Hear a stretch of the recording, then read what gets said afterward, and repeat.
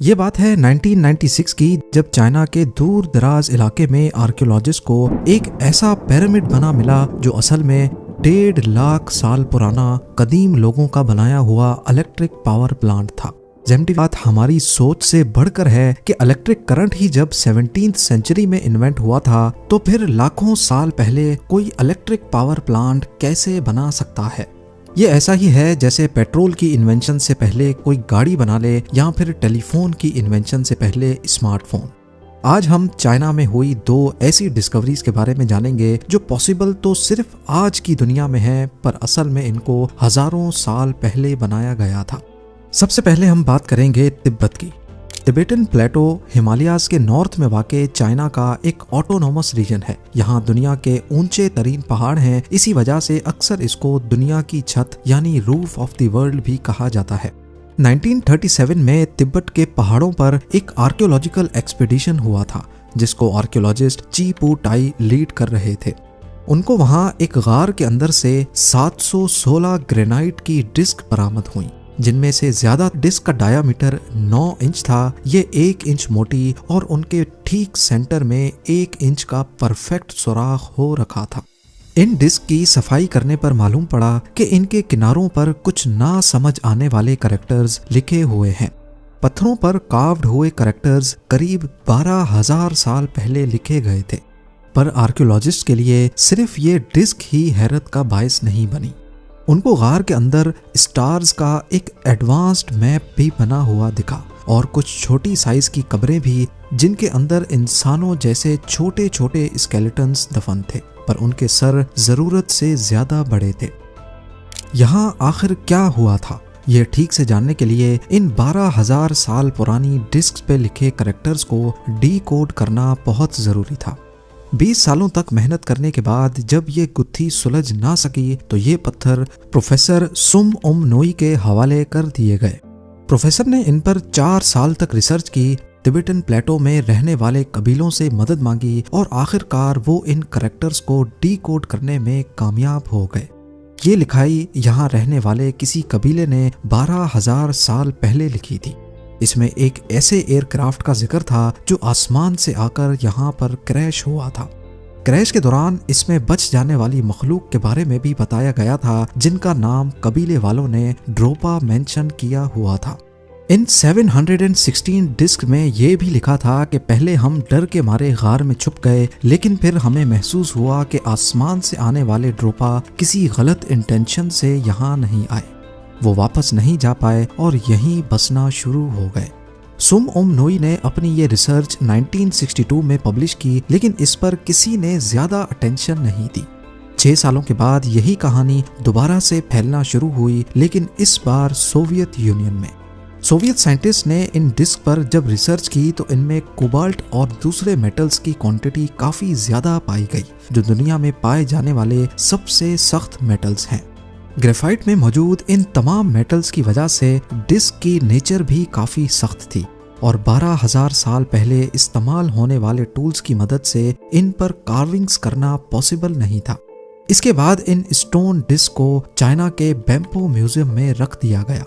1974 में एक Australian engineer ने ये म्यूजियम विजिट किया तो उनको स्टोन के बारे में इंफॉर्मेशन देने से मना कर दिया गया। और फिर 1994 में 2 जर्मन साइंटिस्ट ने जब ये डिस्क देखने के लिए इस म्यूजियम को विजिट किया तो उनको बताया गया कि चाइनीज गवर्नमेंट की तरफ से इन डिस्क्स को डिस्ट्रॉय कर दिया गया है। लेकिन सबसे इम्पोर्टेंट सवाल अभी तक वही था कि 12,000 साल पहले अगर इन स्टोन्स पर लिखी गई कहानी वाकई सही से डिकोड हुई थी, तो फिर बच जाने वाले ड्रोपा का क्या हुआ।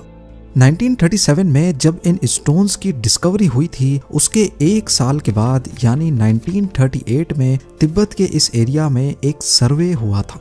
यहाँ 2 कबीले बसते थे, जिनकी नस्लों को एंथ्रोपोलॉजिस्ट ने यहाँ बसने वाले दूसरे चाइनीज, मंगोल और तिबेटन कबीलों से काफी मुख्तलिफ पाया। इनकी स्किन येलो, सर जरूरत से बड़े और इनके जिस्म पर काफी कम बाल थे, जबकि इनका कद 3 फुट 6 इंच से लेकर मैक्सिमम 4 फुट 7 इंच रिकॉर्ड किया गया, लगभग उतना ही जितना गार के अंदर मिले स्केलेटन्स का था। तो अब सवाल उठता है कि क्या ये 12,000 साल पहले बच जाने वाले ड्रोपा की ही नस्ल तो नहीं है। आज भी एक कबीला नॉर्दर्न टिबेटन प्लेटो में रहता है जिनको ड्रोपा तो नहीं बल्कि ड्रोकपा कहा जाता है, पर इन लोगों की हाइट नॉर्मल इंसानों जैसी है। ड्रोपा स्टोन डिस्क आज दुनिया के किसी भी म्यूजियम में मौजूद नहीं है।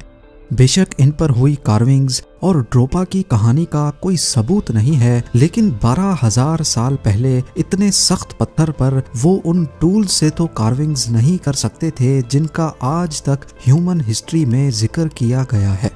जाहिर है उनके पास कोई ऐसा टूल जरूर था जिसका हमें अंदाजा भी नहीं।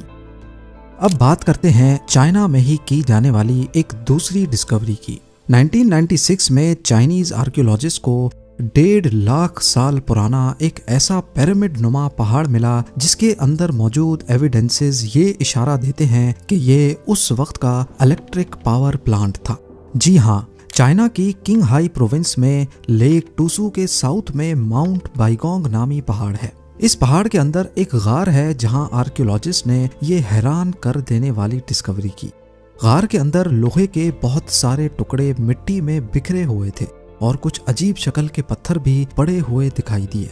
ना सिर्फ इतना, कहानी में ट्विस्ट तब आया जब उनको लोहे के पाइप्स नजर आए जो पहाड़ के अंदर जा रहे थे।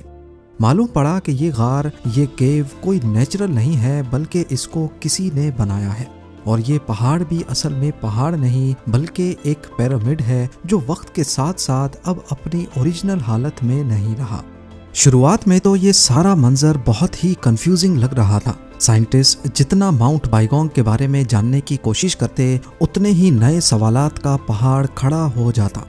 बीजिंग इंस्टीट्यूट ऑफ जियोलॉजी ने जब यहाँ लोहे के पाइप्स पर रिसर्च की तो मालूम पड़ा कि इनको 5-10 नहीं बल्कि 1.5 लाख साल पहले बनाया गया था। यहाँ मुख्तलिफ साइज के पाइप्स थे जिनमें ज्यादातर का डायामीटर 18 इंच था, जबकि कुछ पाइप चावल के दाने जितने छोटे भी थे और कुछ इतने बड़े कि इंसान भी उसमें से गुजर सकता है। साइंसदानों को ये समझ नहीं आ रहा था कि आयरन एज से भी लाखों साल पहले ये पाइप्स कैसे बनाए गए थे, इनको किसने और क्यों बनाया था। इन पाइप्स का यहाँ पर कोई खास मकसद तो नजर नहीं आ रहा था, जबकि 260 फीट दूर टूसू लेक में भी कुछ ऐसे ही पाइप्स देखे गए। ये पाइप्स लेक के पानी के लेवल के नीचे और ऊपर दोनों जगह पर देखे गए। कुछ रिसर्चर्स का मानना है कि ये पाइप्स शायद पिरामिड के अंदर पानी पंप करने के लिए डाले गए थे। पाइप्स पर मजीद रिसर्च करने से मालूम पड़ा कि इनके अंदर 30% जंग लगा हुआ था, जो इस थ्योरी को साबित करता है कि इसके अंदर से पानी को ही गुजारा जाता था। अब क्योंकि टूसू एक सॉल्ट लेक है, इसी वजह से एक थ्योरी इशारा देती है कि ये पाइप्स इलेक्ट्रोलिसिस के लिए इस्तेमाल किए जाते थे। इलेक्ट्रोलिसिस उस प्रोसेस को कहते हैं जब पानी में से इलेक्ट्रिक करंट को गुजारा जाता है, जिससे पानी के मॉलिक्यूल्स ऑक्सीजन और हाइड्रोजन में टूट जाते हैं। इस प्रोसेस में अगर नमक डाल दिया जाए तो इलेक्ट्रोलिसिस का प्रोसेस काफी तेज हो जाता है, क्योंकि सॉल्ट वाटर ज्यादा अच्छा कंडक्टर है और टूसू लेक में ऑलरेडी नमक वाला पानी है। इलेक्ट्रोलिसिस के जरिए से अलग होने वाला हाइड्रोजन बहुत काम आ सकता है। सबसे बढ़कर ये एक फ्यूल के तौर पे भी काम कर सकता है। इसके अलावा पाइप्स के अंदर सिलिकॉन डाइऑक्साइड भी मिला जो कि नॉर्मली कॉर्ड्स के अंदर होता है, और कैल्शियम ऑक्साइड भी जो कि क्विक लाइम कहलाया जाता है। ये बहुत ही कमाल के मटेरियल्स हैं। जैसा कि कॉर्ड्स के ऊपर अगर प्रेशर डाला जाए तो ये इलेक्ट्रिसिटी जनरेट करता है। इसको पीजो इलेक्ट्रिक इफेक्ट कहते हैं। एक्सपर्ट्स का ख्याल है कि 18 इंच मोटे पाइप में से जितना पानी गुजरता होगा उसके वजन से कॉर्ड्स इलेक्ट्रिसिटी जनरेट करता था। याद रहे कि इजिप्ट के पिरामिड्स भी इसी तरह पानी के एक बहुत बड़े एक्वाफर के ऊपर बने हुए हैं। गीजा पिरामिड्स में भी कई जगह से कॉर्ड्स और मेटल के पाइप्स मिल चुके हैं। फेमस साइंटिस्ट निकोला टेस्ला ने भी इन्हीं असूलों की बुनियाद पर वार्डन क्लिफ टावर बनाया था। इस कदीम तरीके को इस्तेमाल करते हुए टेस्ला का मानना था कि वो फ्री इलेक्ट्रिसिटी जनरेट करके उसको दुनिया के किसी भी कोने में भेज सकते हैं। लेकिन जब टेस्ला अपने प्रोजेक्ट को कंप्लीट करने के बहुत करीब थे तो इन्वेस्टर्स ने उनका साथ छोड़कर ऑयल में इन्वेस्ट कर दिया। माउंट बाइगोंग के पाइप्स में जो क्विक लाइम मिला था, ये बेसिकली पानी के साथ रिएक्ट करके हीट प्रोड्यूस करता है, पर जब इसमें से पानी निकाला जाए तो ये वापस अपनी ओरिजिनल हालत में आ जाता है। यानी माउंट बाइगोंग में एक इलेक्ट्रिसिटी प्लांट होने के सारे सबूत मौजूद थे। इसमें मौजूद पाइप्स पानी पंप करने के लिए, कॉर्ड्स जो कि इलेक्ट्रिसिटी बनाता था, ये इलेक्ट्रिसिटी पानी में से हाइड्रोजन और ऑक्सीजन को इलेक्ट्रोलिसिस के जरिए अलग करती थी, क्विक लाइम जो कि पानी के साथ मिलकर प्रेशर जनरेट करता था, ये प्रेशर कॉर्ड्स पर मजीद प्रेशर डालता और ज्यादा से ज्यादा इलेक्ट्रिसिटी पैदा हो सकती थी।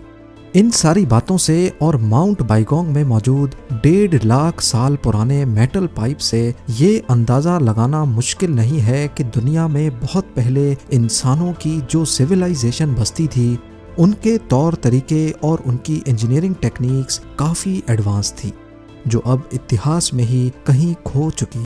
हेलो दोस्तों, अगर वीडियो अच्छी लगी हो तो लाइक और सब्सक्राइब ज़रूर करिएगा।